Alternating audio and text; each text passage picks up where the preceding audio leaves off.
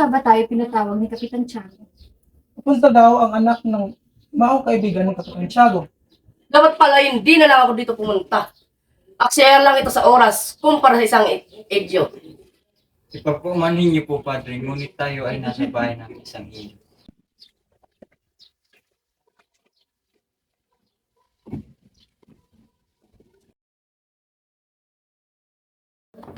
Oh, nandirito na pala sila.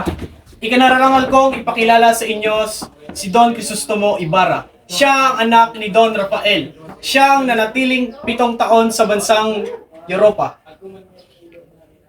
Kinagagalak ko po kayong lahat na makilala. Kung hindi po ako nagkakamali, kayo ang core ng San Diego at ang matalik na kaibigan ng aking ama. Tama, Krayan. Ako nga ang koro ng San Diego. Ngunit hindi ko kaibigan ng iyong ama. Maligaya ako sa inyong pagdating. Ako nga pala si Teniente Guevara. Kilala ko ang iyong ama. Ang iyong ama ay isang maligalig na Pilipino. Halina kayo at nag-aantay ng pagkain sa mesa.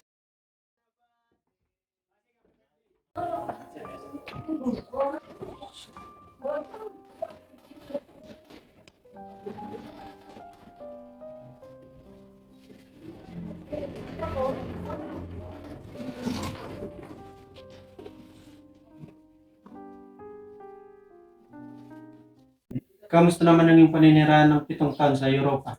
Mabuti naman. Marami akong natutunan sa kanilang kultura. Ngunit hindi ko pa rin may kukumpara ang ating kultura.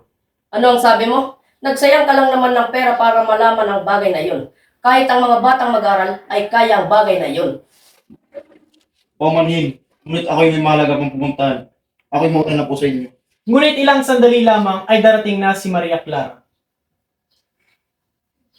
Paparito po ako bukas. May dadalawin lang pong hindi pwedeng pagpaliban.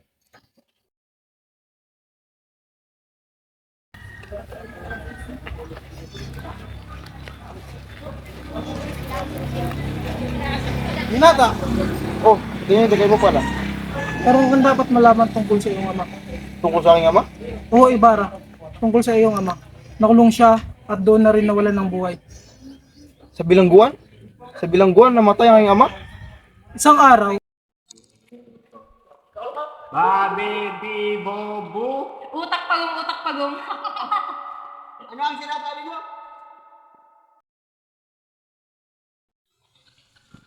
Yan ang narapat kong bata. Tatawad po! Tatawad po! Tatawad po! Hoy! Mga bata pa yan! Di mo na pinapatulan ang mga paslit!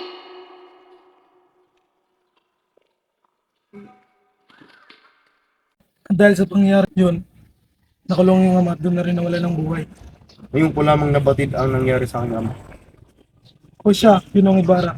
Wala na ako. Sige po, maraming salamat sa inyong ipinaka. Hanggang ngayon, ay wala pa rin siya. Siguro, marami siyang inaasikaso.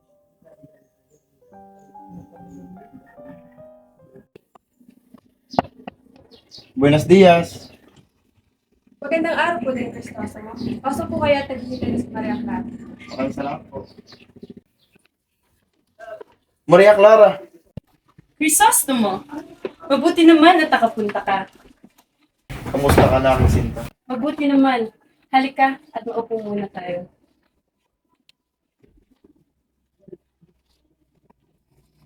Siguro, hindi mo na ako naaalala sa 7 taon mong pamamalag sa Europa. Mahal ko, kahit saan lupalop man ako ng mundo, ay lagi kitang naalala. Ang ibig mong sabihin ay wala kang nakitang magagandang dilag sa mga pinuntahan mo. Marami ako nakita ngunit ito'y hindi mayambig sa taglay mong kagandahan, Maria. Hindi pa rin talaga nababago ang mga matamis mong pananalita, mahal ko. Mahal ko, kailangan ako ng pauwi. Pupunta pa ako ng San Diego dahil bukas ay araw ng mga patay. At bibistahin ko rin ang aking yumaong ama. Patakin mo na maigi ang lubid, Crispin. Baka sabihin ng sakristan may tinatamad tayo. Eh paano kaya nanghihina na ako? Halika, mapo muna tayo.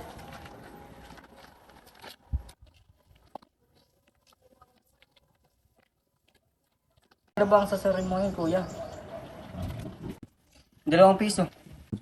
Pwede mo bang bayaran ang sinasabi ng ninakaw ko daw? Naiibang ka na ba? Anong pagbibili natin ng pagkain para kay inay? Tana, di ba sabi ni Mang Tasyo sa atin ay may masarap daw tayong hapunan? Hindi pa ako nanananghilian. Hindi daw ako pwedeng umalis hanggat hindi ko na ibabalik ang 2 unsa na ninanakaw ko daw. Hindi naman talaga ako nagnakaw nun kundi as Christian Mayor. Ano? Hindi ba siya ang laging pumupunta sa silid ng Cora? Ano ka mo? Hoy, Basilio! Minumultang kitang kalahati. At ikaw naman, Crispin. Mananatili ka dito hanggat yung binabayaran ang ninakaw mo. Halika ka dito. Sumama ka sa akin. Kuya, tulungan mo ako, kuya! Kulit ka, ha? Inay! Basilio! Inay, si Crispin po. Si Crispin? Ano nangyari sa inyong kapatid? Kinuha po ng sa Christian Mayor si Crispin. Bakit? Pinagbibindigan po siya na nagnanakaw sa Cora. Hindi ko po alam kung saan dinala ng aking kapatid. Hayaan mo bukas, kakausapin ko ang Cora. Halika muna at kumain ka muna. Nay, wala po akong gana. Alam kong di nyo naibigyan ng tuyo. Pinaghanda ko kayo, ngunit dumating ang inyong ama at tinubos ito.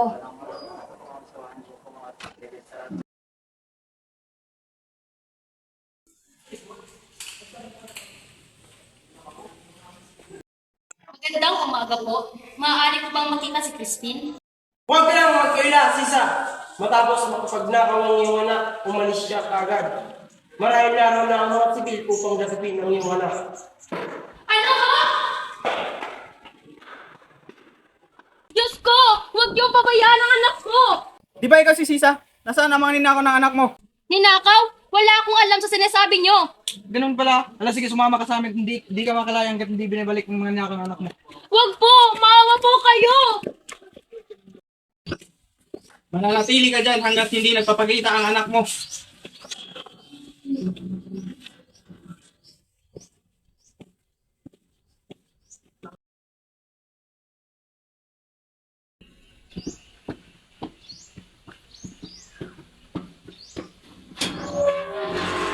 Mayos ka na. Bago pang utos sa mga alperes. Talaga po? Oo, sige na. At huwag mo palang kalimutan na hanapin ang mga anak mong magnanakaw. Crispin! Basilio!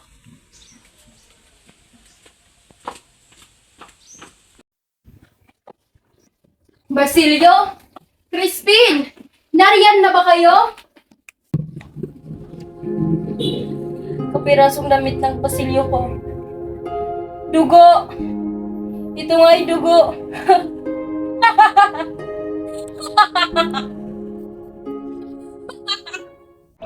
Ito po, itinapon ang bangkay ng iyong ama. Maraming salamat sa inyo, Tito. Wala po yun. Marami po ang utang na loob sa iyong ama dahil sa kanya, maraming batang nakapag-aral.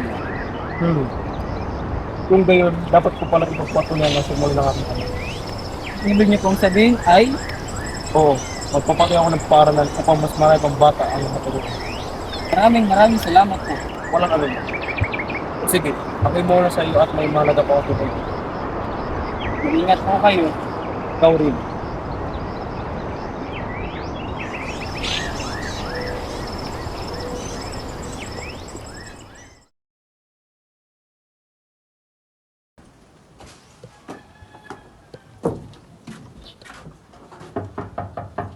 Magandang araw po, Mang Tasyo. Ginong Ibarra, tuloy po kayo. Kinararangan ko po kayong aking maging panawid. Maraming salamat. Umupo po kayo. Ano po bang maipaglilingkod ko sa inyo? Ibig ko po sanang humingi ng payo. Kagaya po ng pagpapayo sa aking ama. Pagbabalak ko po sanang pagpapatayo ng paaralan. Kung ako po yun yung tatanungin, ay narapat na sa pura tayo sa mga gulo dahil sila ang may lakas, maging may kaya, tungkulin at kayamanan. At ang tibay ng iyong loob ang siyang magiging gabay. Paano po kung ako'y mabigo? Mabigo man ang iyong panukala, nakatutuwa naman ninyong isipin na ginawa niyo ang lahat ng iyong makakaya. At ang tibay ng iyong loob ang siyang magiging tanglaw sa lahat. Naniniwala po ako sa inyo. Di na sayang ang pag-asa kong magtamo ng mabuting payo. Sa ngayon po, ako'y magpapaalam. Maraming salamat po.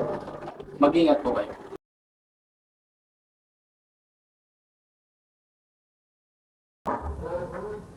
Sino kaya yun?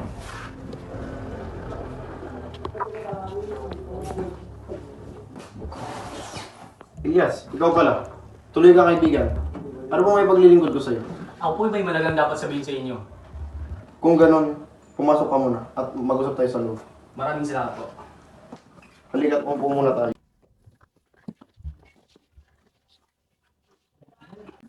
Tungkol saan ba ang iyong sasabihin? Tungkol po ito sa inyong mga kaaway. Kaaway? Meron akong mga kaaway? Marami po sa panahon ngayon, hindi lang ang salarin, kundi ang mga marangal na tao na lalong nakakaputan. Sina po sa inyong mga kaaway ang kakamatay lang kanina. Kitang-kita po sa aking mga mata ang pagsasagawa niyang mga plano. Nang tataka siya, sinunggaban ko siya at sa kasamang palad at tabunan siya ng mga gumuguhong kahoy. Kung gayon, ikaw ang naligtas sa akin. Maraming salamat sa iyo. Huwag niyo po akong pasalamatan. Utang ko po sa inyo ang aking buhay. Nang kamuntian akong mapatay ng buhaya nung araw ng kapiestahan. Sige po, alis na po ako. Huwag niyo pong kakalimutan ng lahat ng sinabi ko sa inyo. Mag-iingat kayo at kailangan kayo ng ating bayan. Salamat sa iyo, Babala.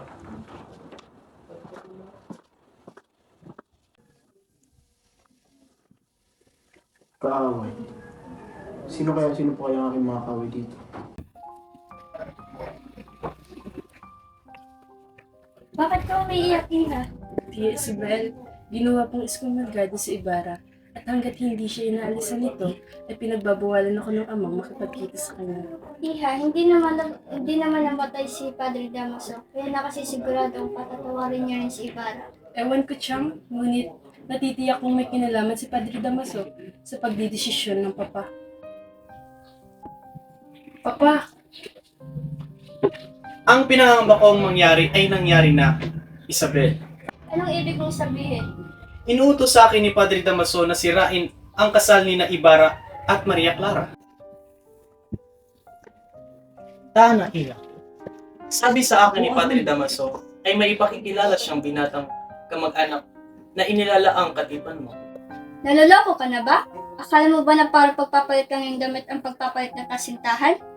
Bakit hindi mo kasi kausapin ang arsobispo? Isabel, kung ano ang sinasabi ng praile ay yun lamang ang susundin ng orsibispo.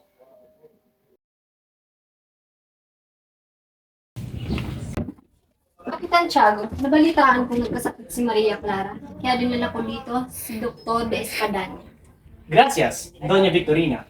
Isabel, pwede mo bang samahan si Dr. D. Espadanya sa silid ni Maria Clara? Ah sige, sumunod po kayo sa akin.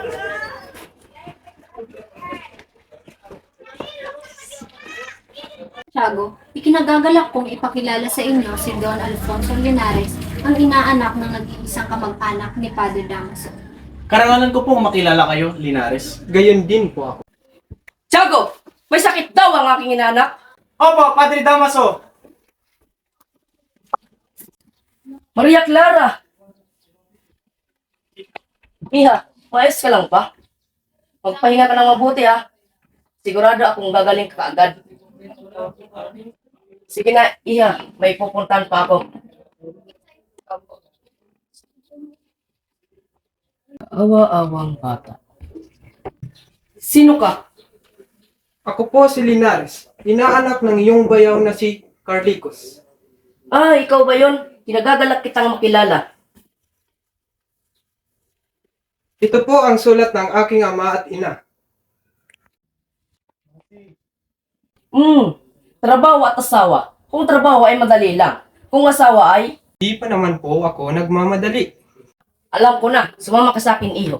Tia Isabel, puntahan mo nga si Maria Clara at may pakikilala ko kanyang panauhin. Ah, sige po, Padre Damaso. Iha, Tia Isabel? may gusto daw ipakilala sa iyo si Padre Damaso. Sige po, Chang. Papasukin niyo po sila. Maaari na po kayo pumasok, Padre Damaso. Halika, iho, at sumama ka sa akin.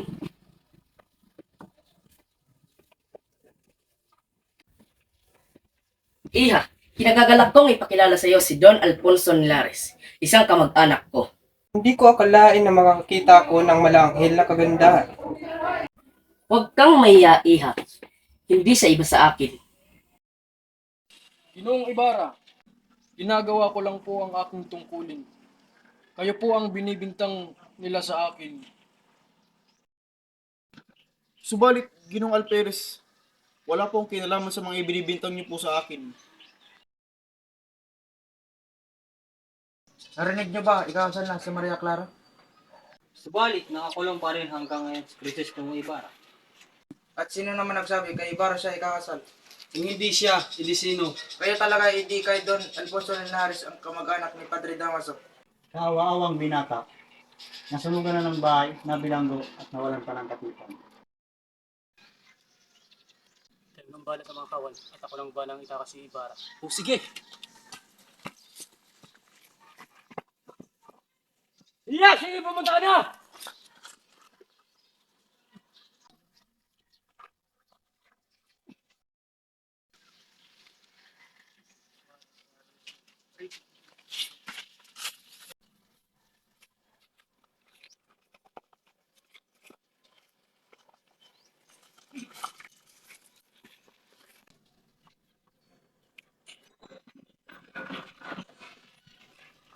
Ginong Ibarra, kailangan tumakas. Yes.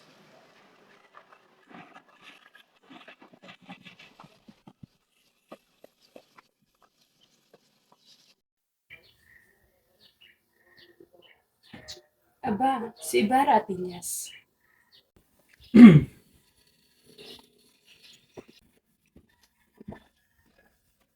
Ibarra, paano? Tinulungan ako ni Elias. Mahal ko. Marahil sadyang hindi tayo nauukot sa isa't isa. Naparito ako upang sabihin sa'yo na pinapatawad na kita. Lumigay ako sa atin. Hindi ka magsasalita kung hindi mo alam ang buong katotohanan. Natuklasan ko na ang aking tunay na ama ay si Padre Damaso. Ano? Nagtaksilang aking ina sa kinikilala kong ama. At ayon kay Padre Damaso, ay hindi ko maaring magpakasal sa iyo at kung hindi ay ibubunyag niya sa mga tao ang aking lihim. Alang-alang sa aking ina at karangalan ng aking ama, patawarin mo sana ako, Ibarra.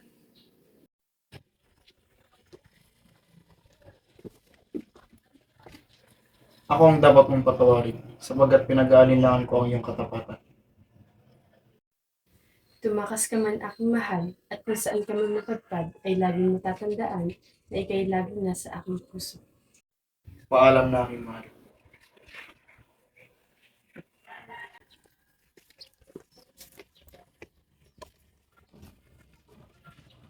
Nay, nandito na po ako.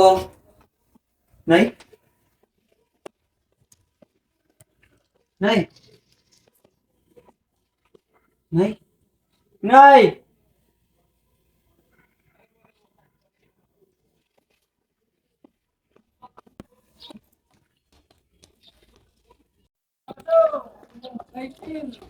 Nay! Nay ko! Basilio, ikaw nga! Buhay ka! Buhay ka!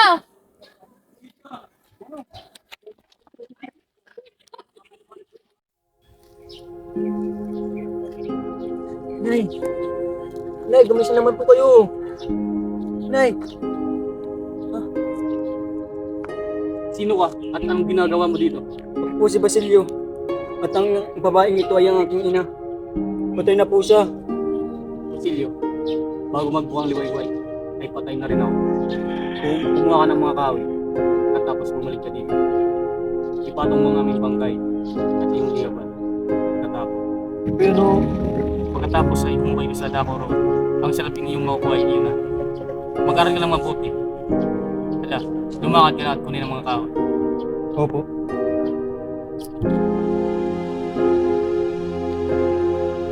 Mamamatay ako hindi na makikita ang nagniningning na bukang liway ko. Ngunit sa mapalad ay alalahanin niyo ang mga nagtanggol sa ating buhay.